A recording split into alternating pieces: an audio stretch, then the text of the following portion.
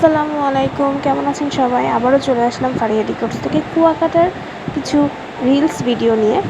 সামনে আরও কিছু ভিডিও পোস্ট করা হবে, আশা করি সবাই সাথেই থাকবেন। আর এটা ছিল যেদিন আমরা কুয়াকাটার উদ্দেশ্যে রাতের বেলা রওনা দিয়েছিলাম ঈদের পরের দিন। তো যাওয়ার সময় আপনাদের জন্য ছোট্ট কিছু ভিডিও করে রেখেছিলাম। তো এই তো আমরা রওনা দিয়ে দিয়েছিলাম কুয়াকাটা যাওয়ার জন্য। রাতের বেলা জার্নি কিন্তু খুবই আমার ভালো লাগে। আপনারা কারা কারা রাতে জার্নি করতে পছন্দ করেন?